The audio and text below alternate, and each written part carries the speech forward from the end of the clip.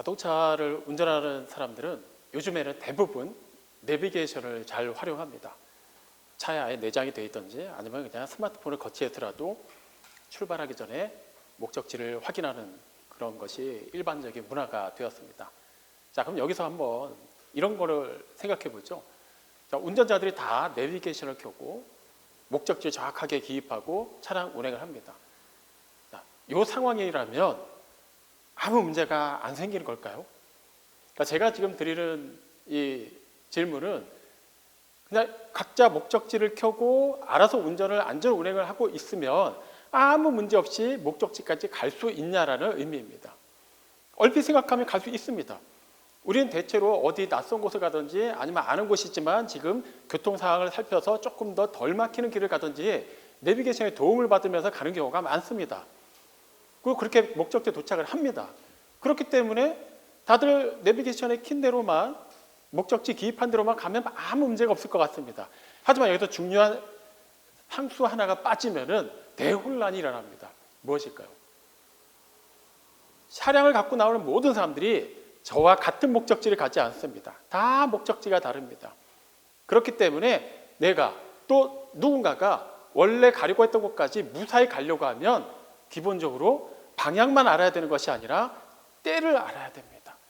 지금 신호가 걸렸습니다. 저는 멈춰야 돼요. 하지만 내비게이션은 계속해서 내 방향을 알려주고 있습니다. 아, 지금까지 알려준 대로 왔으니까 나는 직진해야겠다라고 가는 순간 어떤 일이 벌어질까요? 지금 인도를 건너고 있는 사람들에게 해를 끼칠 수도 있고 아니면은 90도 방면에서 또 지나가는 차들과 부딪힐 수도 있는 겁니다. 마찬가지로 다른 차들도 똑같은 경우겠죠. 나는 분명히 내비가 알려준 대로 가고 있을 뿐이다. 근데 사고가 났다. 네, 멈춰야 될 때를 인정하지 않았기 때문에 가야 될 때 또 가지 않으면 또 교통체증을 유발하게 됩니다. 우리가 신앙생활 하면서도 이런 비슷한 경우가 많이 일어납니다. 분명히 하나님 뜻이 뭔지는 알 것 같아요. 그리고 말씀을 통해서 기도 가운데 하나님께서 또 이렇게 감동을 주시고 분명한 또 확신을 주셔서 아, 이것이 하나님의 뜻이고 이렇게 해야만 하겠구나라는 분명한 확신을 주실 때가 있습니다. 그런데 그 확신이 생기면은 우린 좀 마음이 급해지는 경향이 있어요. 분명히 하나님의 뜻이 무엇인지 알았으니까 이제 뭔가를 해야 되잖아요. 만약에 여기서 시간을 끌게 되면은 마치 믿음이 없는 것 같고 아니면은 거기서 심사숙고하고 있으면 뭔가 되게 내 책임을 회피하는 것 같고 전에 아예 하나님의 뜻이 뭔지 모를 때는 잠시 멈춰서 있는 것이 당연하다고 여겼지만 이제 알게 된 이상 가만히 있을 필요가 없는 거예요. 가야 되는 겁니다. 그러다 보니까 어떤 일이 벌어지던가요? 막 문제들이 일어나기 시작하는 거예요. 신앙생활 해오면서 이런 경험들은 종종 해보셨을 겁니다. 나는 분명히 이게 하나님 뜻이라는 확신이 있고 말씀에 비춰서도 크게 문제가 되지 않고 내 의도 자체도 굉장히 선한데도 불구하고 내가 한 그 일이 경우에 따라서는 공동체 안에서 다른 지체들에게 피해를 끼치기도 하고 상처를 주기도 하고 도리어 정말 아무런 사심 없이 순전히 말씀 따라서 열심히 봉사를 했는데 나중에 점점 나 자신이 지쳐가고 내가 상처를 받는 경우도 있더라는 거예요. 뭐가 문제일까요? 이때 우리는 크게 둘 중에 하나를 고민하게 됩니다. 아, 이거 하나님 뜻이 아니었나? 아니면 하나님 뜻은 맞는데 뭔가 다른 무언가가 잘못되었나? 오늘 우리는 이 다른 무언가에 대한 부분을 살펴보고자 합니다. 오늘 이건 본문 스데반의 설교가 계속 이어지고 있는데요. 스데반이 모세 이야기를 하면서 그렇다. 하나님께 주신 뜻이 있고 때가 있는데 이것이 늘 같이 성립되지는 않는다는 것을 알려주고 있다는 거예요. 모세 이야기를 통해서 우리에게 그것을 보여주고 있는 겁니다. 오늘 우리가 읽은 본문의 모세 이야기는 이미 출애굽기의 초반부에 굉장히 중요한 한 전환점이 되는 사건이기 때문에 잘 알고 있는 겁니다. 모세가 이제 나이 40이 될 때까지 이제 애굽의 바로의 궁정에서 왕자로서 이렇게 자라나게 됩니다. 그 왕자로서 배울 수 있는 모든 것을 다 배웠어요. 우리가 지난주에 살펴봤듯이 그는 애굽의 모든 학문과 지혜에 뛰어난 사람이 되었다는 걸 알 수 있습니다. 자, 그 상태에서 오늘 읽은 본문은 어떤 내용이 시작됩니까? 모세가 자기의 동족 히브리 사람들, 이스라엘 민족을 좀 돌봐야 되겠다라는 생각이 들었다라는 거예요. 아니, 애굽의 왕자로 자랐으면 어떻게 보면 정체성이 다 순전히 애굽 사람처럼 애굽의 왕자에 준하는 그 수준으로만 갖춰졌을 것 같은데 그는 여전히 자기의 정체성이 애굽의 왕자라는 신분이 있지만 자기 또한 히브리 사람이고 또 그 동족들이 계속해서 여기서 핍박받는 것을 언젠가는 내가 도와서 그들을 뭐 탈출을 시키든지 자유를 주든지 해야겠다라는 마음가짐을 가지고 있었다라는 거예요. 이 배경에 대해서는 성경이 정확하게 얘기하지 않습니다만 우리는 충분히 유추할 수 있습니다. 애초에 바로의 딸인 공주가 모세를 낳은 게 아니잖아요. 그러니까 그 아이를 좀 제대로 좀 키울 수 있는 유모가 필요했습니다. 그 유모가 누구였습니까? 요게벳입니다. 모세의 친엄마죠. 모세의 누나가 그 어린아이가, 어린 동생이 그 광주리에 실려서 계속 이렇게 나일강변을 떠내려가는 걸 지켜보다가 마침 공주가 일행들과 그곳에 나와서 그것을 발견한 것을 딱 확인하고는 유모 제가 한 명 소개시켜 드릴까요? 해가지고 이렇게 연결을 해주잖아요. 그러니까 그 어머니가 바로의 왕궁에서 모세를 계속 어려서부터 키웠습니다. 그러니까 젖만 물리면서 키웠을까요? 당연히 그러진 않았겠죠. 계속해서 모세의 정체성이 무엇이고, 그리고 하나님께서 아브라함을 통해서 또 그 외에 또 믿음의 조상들을 통해서 주신 약속, 때가 되면은 이 민족이 이곳에서 다시 나가게 될 것이라는 그런 일련의 대서사를 계속해서 얘기해 줬을 겁니다. 그러니까 모세도 애굽에서의 여러 가지 최첨단 교육을 받으면서도 또 한편에 그런 또 하나님의 말씀으로부터 임하는 여러 가지 그런 중요한 영감을 계속해서 받고 있었던 거죠. 그 때가 된 거예요. 자, 그런데 그 결과가 어떻게 됐는지 우리는 잘 알고 있죠. 모세가 드디어 뭔가를 해보려고 딱 나섰는데 거기서 굉장히 안 좋은 결과가 초래됩니다. 그냥 얼핏 생각하면 모세가 그냥 혈기왕성해가지고 그냥 홧김에 그냥 그렇게 사람을 죽였나 보다 이렇게 생각할 수도 있지만, 물론 그런 거를 아예 배제할 수는 없습니다. 하지만 성경이 오늘 뭐라고 얘기하고 있습니까? 사도행전 7장 25절 말씀을 보면 모세가 히브리 사람이 애굽 사람에 의해서 뭔가 이렇게 핍박을 받고 있는 그 장면에서 등장할 때는 그런 생각을 했다고 하잖아요. 자기의 손을 통해서, 모세를 통해서 하나님께서 이 민족을 구원하실 것을 그들도 깨달았을 것이라고 생각했다라는 거예요. 자, 모세는 이미 깨달았어요. 하나님께서 어떻게 보면은 나도 어릴 때 죽을 수도 있는 운명이었는데 극적으로 살게 하시고 또 살아난 그 장소가, 또 살게 된 그 장소가 다른 곳도 아니고 히브리 모든 산의 아이들을 죽이려고 했던 그 바로 왕이 머무는 그 애굽의 심장부에서 자라게 하셨다라는 거예요. 너무나도 극적이지 않습니까? 그리고 거기서 많은 지혜를 얻었고 또 능력을 얻었고 또 많은 휘하의 사람들도 거느릴 수 있게 되었어요. 그에게는 분명히 어느 정도의 힘이 생긴 것이죠. 자, 그러니까 이제는 때가 됐다고 생각했을 거예요. 내가 그동안에는 참고 참았는데 조금 더 기다리고 준비해 왔는데 이제 내가 우리 동족을 이 애굽 사람으로부터 또 구하면서부터 이때가 계기가 되어서 본격적으로 일이 일어날 것이다. 그리고 이들도 알 것이다. 그래, 모세가 그냥 운이 좋아서 똑같이 우리랑 히브리 사람인데도 불구하고 용케 바로의 궁정에서 왕자로 이렇게 호의호식하면서 살았구나라고 끝나는 것이 아니라, 그렇지, 모세가 저렇게까지 큰 지위를 얻을 수 있게 된 배경에는 분명히 이때를 위해서 아마 준비시켰나 보다. 하나님의 뜻이 있고 하나님의 때가 임했다라고 생각할 것이라고 생각했던 거죠. 그런데 어떻게 됩니까? 그 살인사건이 있고 나서 다음 날 또 이렇게 뭐 시찰을 했는지 아니면 사람들 사이에서 돌아다니면서 같은 이렇게 동족들 사이에서 또 이렇게 어떻게 자잘하게 또 어려움을 돕는 과정이었는지 모르겠습니다. 근데 같은 히브리 사람들끼리 막 싸우다가 또 한 사람이 다른 한 사람을 심하게 괴롭히는 것을 본 거예요. 모세 정도 위치에서는 충분히 말릴 수가 있습니다. 말렸어요. 그런데 어떤 반응이 일어납니까? 어제 너가 그 애굽 사람 죽인 것처럼 나도 죽이려고 하느냐? 하면서 오히려 모세를 밀어냅니다. 그 충격은 상당히 컸을 거예요. 그렇다고 해서 물론 우리가 모세가 살인한 것 자체를 그 정도는 충분히 가능한 얘기다, 어쩔 수 없었다, 무조건 그렇게 좋게만 평가하자는 건 아니에요. 하지만 결과는 그렇게 나왔음에도 불구하고 모세의 의도 자체가 나쁜 의도는 아니었다는 거예요. 처음부터 사악한 마음을 가지고 그냥 죽여야지, 애굽 사람 죽이고 그렇게 해서 그냥 내가 어떻게 곤란하게 되든 말든, 아니면 그 일 때문에 오히려 이 이스라엘 민족이 더 고통 가운데 빠지든 말든 상관없다, 이렇게 한 게 아니잖아요. 그러니까 적어도 자기가 그 위험을 무릅쓰고 어떻게 보면 왕자로서의 지위가 다 박탈당할 수도 있는 그 상황임에도 불구하고 그렇게까지 행동을 했다면 저도 이 사람들이 알아줄 줄 알았어요. 오늘 오히려 배척을 당했다는 거예요. 그래서 어떻게 됩니까? 그는 그 즉시로 도망을 갑니다. 그 소식이 바로의 귀에 들어가자 바로가 죽이려고 해요. 그동안 같이 궁정에서 자라났지만 어쨌거나 적장자는 아니잖아요. 순혈주의로 따졌을 때는 적어도 히브리 사람이기 때문에 눈에 가시 같은 존재였을 거예요. 하지만 그를 또 입양한 어머니, 그 공주가 나름 큰 힘을 가지고 있으니까 차마 아무도 건드리지 못했는데 이번에는 제대로 건수가 생긴 거잖아요. 사람을 죽였어. 아무리 그때 절대 군주가 자기 마음대로 할 수 있는 시대라 하더라도 그래도 그렇게 이유 없이 사람을 죽이는 것에 대해서는 충분히 원망의 소리를 들을 수 있습니다. 그런데 지금 상황은 그런 수준이 아니잖아요. 그냥 바로가 죽인 게 아니라 엄밀히 말하면 바로의 위치까지는 갈 수 없는 히브리 출신의 왕자 한 사람이 애굽 사람을 쳐 죽인 겁니다.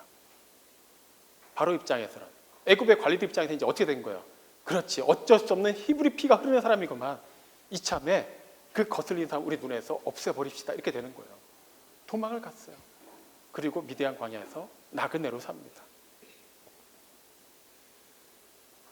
이 과정을 다시 한번 우리가 살펴보죠. 모세는 분명히 의도 자체는 나쁘지 않았어요. 그리고 모세를 통해서 하나님께서 이스라엘 백성을 구원하시려고 하는 뜻을 그는 알았어요. 그러니까 이 전의 배경만 듣고 보면은 크게 문제가 되지 않았습니다.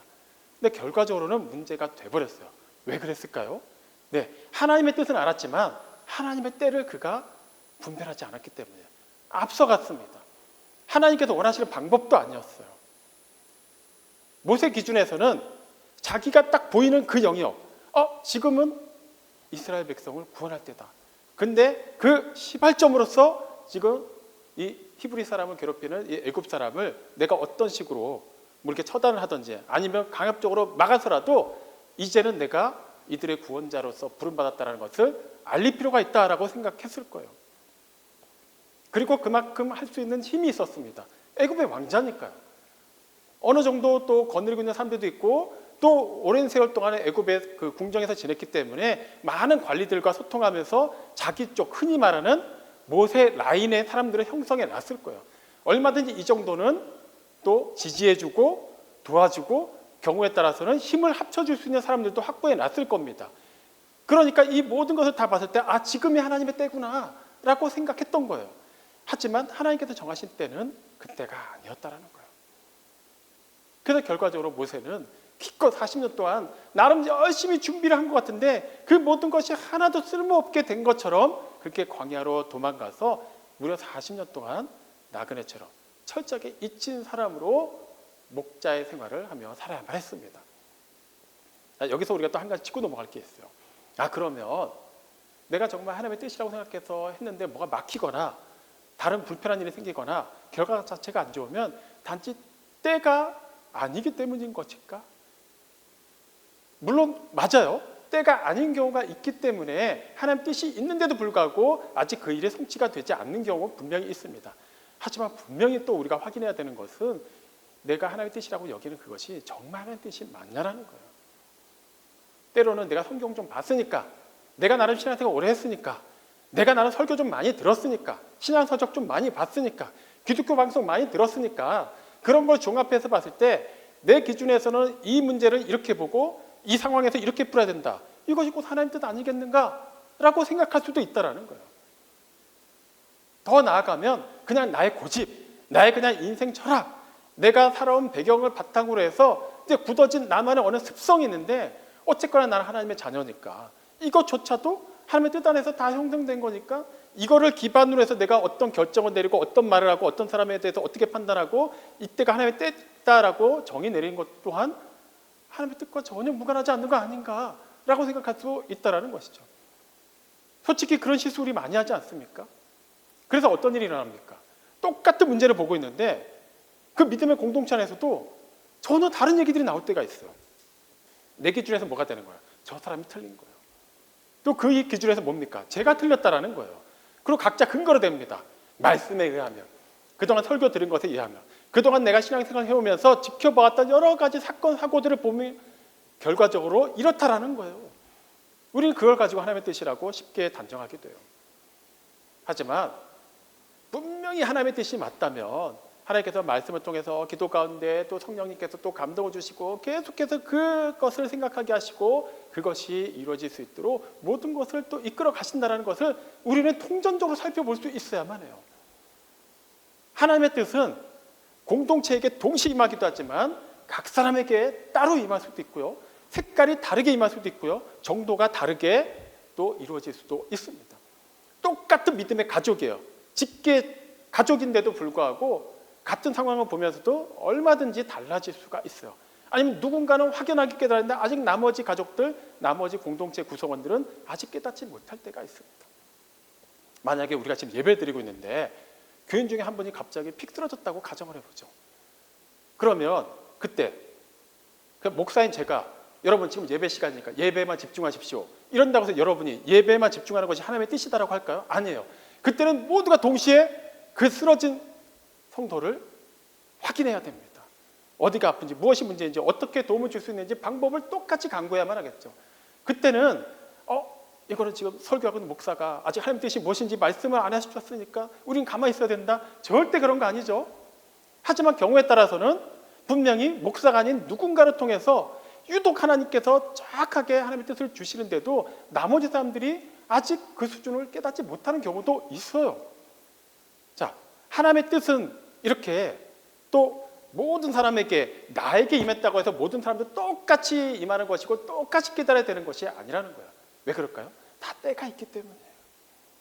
경우에 따라서는 분명한 리더한 사람에게 하나님의 뜻을 주시고 그 리더가 또 다른 또 팀원들에게 계속해서 또 말씀을 전하고 설득하고 또 보여주고 가르치고 또 본을 보이면서 점차적으로 그 뜻이 함께 공유가 되는 경우도 있을 수 있고요. 어쨌든 동시다발적으로 빵 하고 터질 수도 있다는 겁니다. 때가 다 다르다는 거예요. 먼저 나 자신의 뜻이 아무리 하나님의 뜻인 것 같다고 하더라도 하나님의 때가 같으려면은 이 모든 것이 함께 움직여야 된다는 거예요. 나중에 모세가 출애굽 이후에 그 광야 여정을 이끌면서 아무리 하나님께서 모세에게 말씀을 주시고 능력을 주시고 막 갈 길을 환하게 보여주셔도 이 사람들이 같이 움직이지 않으면 안 되는 거예요. 모세 혼자서 맨날 목소리를 높여도 여호수아와 갈렙 정도 빼고는 나머지 사람들이 여기 가서 싸우냐고 텐트 치고 가만히 앉아있으면 절대 가나안 땅에 들어갈 수가 없는 겁니다. 그들이 다 같이 준비돼야 되는 때가 있는 거예요. 근데 지금 모세가 나이 40에 나름 애굽의 왕자로서 힘을 가지고 있고 준비가 되었다고 생각하고 이제는 하나님의 뜻을 행할 때가 되었다라고 한 그때는 아직 이스라엘 백성에게 준비된 때가 아니었어요. 그들에게는 아직 모세는 밀어내야 될 존재이지 그의 말을 들어야 되는 그런 절대적인 지도자가 아니었던 겁니다. 그런 경우는 성경에서도 얼마든지 찾아볼 수 있어요. 대표적인 예 하나만 볼까요? 바울은 어떻습니까? 바울은 불세출의 전도 사역자입니다. 얼마나 엄청난 사역을 했습니까? 그렇게 많은 어려움을 겪으면서도 굴하지 않고 이방 사역에 힘을 썼던 위대한 사도입니다. 자, 그런데 하나님께서 주신 마음이 있고 그에게 주신 그 감동이 있고 능력이 있다고 해서 그가 원하는 곳마다 다 가서 복음을 전할 수 있었나요? 그렇지 않았어요. 순수한 의도를 가지고 하나님께서 보내주셨기 때문에 그곳에서 아주 뼈를 묻고 할 각오로 열심히 사역을 해도 경우에 따라서는 유대인들이 아니면 그 지역 사람들이 계속해서 바울을 핍박하고 밀어내고 쫓아냅니다. 그러면 그때는 어떤 때요? 떠나야 될 때가 된 거예요. 아니 하나님 기껏 여기까지 와서 전혀 복음도 듣지 못하던 사람들 대상으로 하나님의 말씀을 전하고 이제 교회도 생기고 이제 수가 늘어나는데 아니 아직은 여기에 저 같은 지도자가 있어야 되는데 왜 지금 옮기십니까? 바울은 그렇게 하지 않았어요. 그냥 그대로 그걸 받아들이고 떠납니다. 때로는 모양 자체가 쫓겨나는 것처럼 비굴하게 도망치는 것처럼 보이는 경우도 있었지만 그 일련의 모든 과정에서는 하나님께서 다 준비하신 때가 있었고 또 그때마다 또 준비된 사람들이 있었기 때문에 그 일들이 다 진행될 수 있었다는 거예요. 나중에 또 어떤 일이 있습니까? 그가 아시아와 비두니아로 가서 열심히 복음을 전하려고 하는데 이상하게 계속 막히는 거예요. 아니 거기 가서 놀겠다는 것도 아니고 이제는 복음 사역을 다 내려놓겠다는 것도 아닙니다. 거기도 복음이 전해져야 되니까 가겠다라고 하는데 자꾸 성령이 막으시는 거예요. 그럼 어떻게 하십니까? 이제 환상 가운데 마게도니아 사람을 보여주시죠. 아직은, 지금은 바울이 아시아로 갈 때가 아니라는 거예요. 유럽 쪽으로 가야 된다는 거예요. 아니 유럽을 가나 아시아로 가나, 그냥 바울 자체가 지금 아시아에 마음이 있으면 차라리 아시아에서 먼저 사역하는 게 훨씬 낫지 않을까요? 그건 인간의 생각이라는 거예요. 하나님의 뜻이 아무리 땅끝까지 이르러 복음을 전하는 거라 할지라도 하나님께서 좀 전에 말씀드린 것처럼 그때로 움직이실 때는 그냥 가만히 계시다가 이때야 하고 말씀하시는 게 아니라 또 그때에 또 필요한 사람들도 맞춰서 준비하시고 그 모든 것도 다 함께 협력해서 선을 이룰 수 있도록 다 하나님의 시간에 맞춰서 준비하고 계신다는 거예요. 그렇듯 하나님의 뜻과 하나님의 때는 전혀 다른 문제인 겁니다. 다르다고 해서 틀리다라는 게 아니에요. 그게 동시에 일어나기도 하지만 하나님의 뜻이 먼저 주어지고 나서 그때가 계속해서 도래하는 것도 있다라는 거예요. 이 부분에서 우리도 그동안의 우리의 신앙생활을 다시 한번 돌아볼 필요가 있습니다. 말씀을 열심히 묵상하였고 또 말씀을 근거로 해서 기도하였고 분명히 하나님께서 주신 감동이 있어서 그것을 바탕으로 해서 열심히 또 사역도 하고 봉사도 하고 전도도 하고 해봤어요. 근데 매번 이렇게 우리가 생각했던 분명히 하나님의 뜻이니까 이런 결과가 와야 되지 않을까라는 일이 꼭 일어나지는 않더라는 거야. 그렇다고 해서 매번 실패한 건 아니잖아요. 분명히 우리는 정말 불타는 심정을 가지고 복음을 전했습니다. 근데 어떤 사람은 의외로 쉽게 빠른 시일 안에 복음을 받아들이는 사람도 있어요. 근데 어떤 경우는 몇 년, 심지어는 몇십 년 동안을 말씀을 전하고 만날 때마다 어떻게든 격려를 하고 또 그를 위해서 시시때때로 기도를 하는데도 불구하고 아직도 마음이 안 열리는 사람도 있습니다. 아니면 그렇게 오랜 시간을 거쳐서 생각지도 않았는데 어떤 다른 일을 통해서 복음을 전하는 경우도 있어요. 다 때가 있더라는 겁니다. 그런데 우리는 이 때에 대해서는 전적으로 하나님께서 정하신 때가 있다는 것을 말로는 고백하면서도 지금 아닌가요? 내가 봤을 때 지금 내가 힘이 있고 지금 내가 돈이 있고 지금 내가 체력이 될 때 지금 뭔가 하나님 나를 통해서 일하셔야 되는 거 아닙니까? 그러니까 이 생각을 살짝 바꾸면 어떻게 됩니까? 우리 기도 제목이 되기도 해요. 하나님의 일을 정말 열심히 하고 싶습니다. 근데 제가 지금 돈이 없습니다. 정말 내가 하나님을 위해서라면 뭐든지 하고 싶은데 너무 바빠서 시간이 없습니다. 내가 이것저것 다 된 것 같은데 내가 지금 건강이 안 좋아서 할 수 있는 게 없습니다. 그래서 뭐죠? 돈 좀 주시고 건강 좀 주시고 좀 살만하게 해주시면 그러면 내가 정말 하나님의 일을 열심히 하겠습니다. 그럼 좋은 일이 일어날 것입니다. 하나님의 영광이 드러날 것입니다. 라고 생각하는 것이죠. 네, 그렇습니다. 우리는 이 때에 대해서 그 주도권을 자꾸 하나님께서 가지고 계시다는 것을 인정하지 않고 그래서 자꾸 내가 정하려고 하니까 문제가 되는 거예요. 결과적으로 모세가 자기가 그 시간을 주도적으로 움직이려고 하다가 큰 실패를 경험하게 되죠. 그리고 위대한 광야에서 40년 동안을 어떻게 보면 이제 40년 동안 애국 궁정에서 엄청난 것을 다 익혔으니까 이거를 빵 하고 터뜨려야 되는 시기인데도 불구하고 그 이후 40년을 어떻게 보면 그동안에 쌓았던 모든 스펙을 다 잊어버릴 수밖에 없는 그런 상황으로 살아가게 됩니다. 인생 낭비처럼 보이잖아요. 근데 실제로는 어떻습니까? 인생 낭비가 아니었잖아요. 물론 우리가 단편적으로만 보면 그 40년이라는 시간을 통해서 하나님께서는 모세를 더 온전한 지도자로 다듬어 가셨다는 걸 알 수 있어요.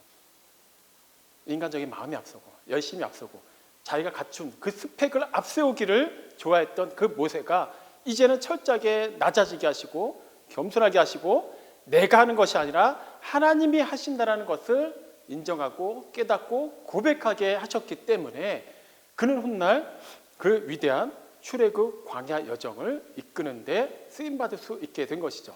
하지만 거기에만 그치지 않습니다. 기껏 애굽에서의 40년 시간이 무가치한 일이 된 것일까요? 그렇지 않죠. 지난주에 살펴봤듯이 그가 나중에 바로와 독대하기까지의 그 1년의 모든 과정, 성경은 그냥 다 생략을 해버렸지만 그게 일개 80 먹은 노인이 목자로 살다가 왕년에 살인 전과가 있는 사람이 그렇게 1대1로 당대 고대 근동의 최고의 권력자 앞에 설 수가 없습니다. 가기 전에 이미 죽습니다. 그런데도 그가 어떻게 설 수 있었을까요?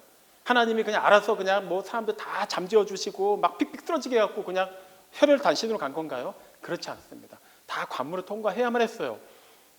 그가 애굽에서 익힌, 왕자로서 익힌 여러 가지 제도와 질서와 룰이라는 게 있기 때문에 그것이 결과적으로 그 과정에 다 쓰임받게 된 거예요. 나중에 모세오경 어떻게 기록됐습니까? 모세가 애굽에서 많은 학문을 섭렵하면서 글 쓰는 거에 대해서도, 사고하는 법에 대해서도, 그것을 어떻게 핵심적으로 증명하고 또 제시할 수 있는가에 대해서도 배웠기 때문에 모세오경이 남을 수가 있게 된 거예요. 광야의 여정도 마찬가지입니다. 단지 모세의 성격만 조금 더 누그러뜨리려고 그것만이 핵심이 아니었어요. 하나님께서 구름 기둥과 불 기둥으로 이스라엘 백성을 인도하셨지만 그렇다고 해서 그 과정에서 늘 초자연적인 능력으로만 그들의 모든 필요를 공급하신 게 아닙니다. 예를 들면 이런 거죠. 분명히 만나와 메추라기로 일단 먹을 음식을 해결해 주셨고 반석에서 물이 나오게 하셔서 그 메마른 광야에서도 전혀 수분 부족을 겪지 않게 하셨어요. 그러면 그 광야 여정을 보면 매번 물이 없는 곳으로 가서 거기서 그냥 때 되면 반석 근처에 가면 알아서 뭐 물이 막 터지고 그랬을까요? 꼭 그러지는 않았어요. 여러 번 말씀드렸습니다만 성경이 이렇게 기록을 한 것은 매번 우리가 매일매일 어릴 때 일기를 쓰듯이 하루하루 단위로 깨알같이 다 기록하지 않아요. 굵직굵직한 사건들만 기록해 놓습니다. 그리고 그 전후 맥락을 통해서 충분히 유추할 수 있도록 하나님께서는 그 안에 모든 것을 다 내재적으로 갖춰 두셨다는 거예요. 출애굽기 15장 27절 말씀을 보면 엘림이라고 불리는 오아시스 옆에 이스라엘 백성이 진을 친 걸 알 수 있어요. 물이 나는 곳입니다. 12샘이 막 터지는 곳에 그 수백만의 사람들이 그 주변에 진을 칠 수가 하셨어요. 야자나무도 있어서 어느 정도 그늘 역할도 할 수 있었고요.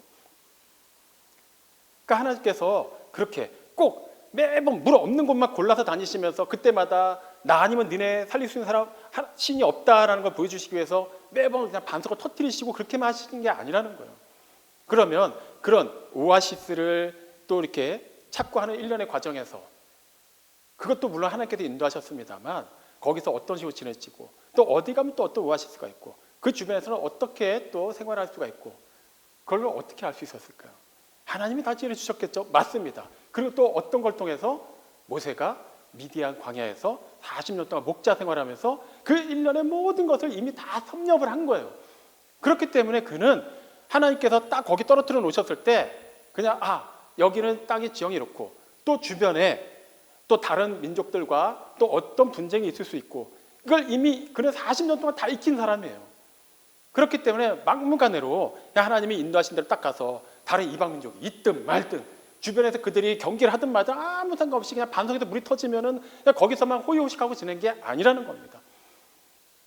어떻게 보면 버려진 시간처럼 보이는 그 광야에서 40년 시간이 모세에게는 또한 그 출애굽 여정에서도 충분한 자산으로 쓰였다라는 거예요. 네, 그 버려졌다라고 생각하는 그때조차도 하나님이 일하시는 때였다라는 거예요. 애굽에서의 바로의 궁정에서 40년, 미디안 광야에서 40년, 이렇게 80년이라는 시간이 어느 것 하나 출애굽 여정과는 상관없이 그냥 진행된 시간이 아니라 그 순간순간이 다 하나님께서 정하신 때에 맞춰서 그곳에 가게 됐고 그걸 배우게 하셨고 그곳에서 나오게 하셨고 이곳에서 버려진 듯 하지만 또 여러 가지를 또 익히게 하셨고 또 그 이방 사람들의 모든 문화를 익히게 하셨고 일련의 이 모든 것들이 다 하나가 되어서 이 출애굽 여정에서 광야 여정에서 그가 더욱더 지도자의 역할을 감당할 수 있도록 하셨다는 거예요. 기존에 모세가 하나님의 뜻은 알았고 하나님의 뜻을 몰라서 그냥 자기의 힘만 앞세워서 빵 하고 나갔을 때는 뭐 하나 제대로 되지 않았어요. 하지만 하나님께서 그때는 그만큼 또 훈련이 필요한 때였고 또 그가 무가치한 일에 자기의 에너지를 쓰지 못하게 하시면서 그 매 순간순간마다 모세는 그 순간은 몰랐지만 하나님의 계획하신 일을 이루어주셨기 때문에 때가 되자 이제 나이 80 이후에도 그는 왕성하게 그 광야 여정길에 최선봉에 설 수 있었던 겁니다. 사랑하는 성도 여러분, 우리가 하나님의 때를 생각할 때도 마찬가지입니다. 뭔가 막힌 것 같으니까 아, 지금 하나님 때가 아닌가 보다. 꼭 그렇지 않다라는 거예요. 큰 맥락에서 보면 그때도 하나님의 때가 맞는 거예요.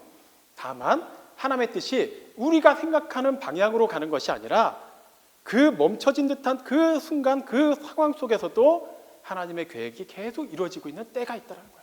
그만큼 준비를 시키셨고 또 때가 되니까 그 준비된 걸 바탕으로 하나님이 놀라운 일을 행하셨다는 거예요. 지금 여러분은 하나님께서 주신 뜻이 무엇인지까지는 알겠는데 아, 이게 때가 맞는지 모르겠다. 아니면 때가 맞다고 생각하고 고 해봤더니 꽝 하고 부딪히더라. 거기서 낙심할 이유가 없는 게 바로 여기에 있는 겁니다. 네, 그것조차도 그 때가 됐기 때문이에요. 우리의 힘을 아직 다 빼지 못하고 우리가 어깨에 힘이 잔뜩 들어가가지고 겸손하지 못하고 낮아지지 못하고 오직 내가 눈을 그냥 치켜뜨고 하나님께서 보시는 하나님께서 보여주시는 그 길을 보지 못할 때 그것을 또 보게 하시고 하나님을 온전히 순종할 수 있도록 하나님을 온전히 따를 수 있도록 힘을 주시기 위한 때이기도 하다라는 거예요. 정말 하나님께서 주신 말씀을 또 그 말씀을 기초한 그 기도 또 이 모든 것을 통해서 성령 하나님께서 주시는 감동과 능력 이것을 바탕으로 해서 나에게 분명히 보여주시는 하나님의 뜻이 있습니까? 해야 되는 일이 있습니까? 네, 하시면 됩니다. 하지만 그게 자꾸 막힙니까? 그렇다면 막힌 그 자리에서 또 작은 부분이라도 너무 서두르고 너무 앞서가려 하지 마시고 해야 될 다른 일을 하시면 됩니다. 네, 그 상황에서 하나님이 우리를 준비시키시고 또 다른 때가 되면 그동안에 준비된 것이 하나님의 크고 놀라운 일을 또 드러내는 데 쓰임받는 귀한 자료가 될 것입니다. 사랑하는 성도 여러분, 네, 이제는 우리가 하나님의 뜻이 무엇인가, 때가 무엇인가 이거를 계속해서 고민하면서 기도하면서 알아가야만 하겠지만 그것을 함부로 평가하거나 결론 내리지 마시고 하나님께서 때로 멈추게 하실 때 때로는 천천히 가라고 하실 때는 그렇게 순종하시기 바랍니다. 하나님께서 반드시 뜻을 이루어주십니다. 실패한 듯한 모세의 인생을 결과적으로 들어서 놀라운 일을 하셨던 그분이 오늘도 포에마 우리의 성도들 한 사람 한 사람의 이런 믿음의 삶의 여정을 통해서 또 계속해서 놀라운 일을 이루어 주실 것입니다. 이 일에 귀하게 쓰임받고 하나님의 영광을 나타내는 데 모두 쓰임받는 우리가 되기를 주님의 이름으로 축원합니다. 아멘.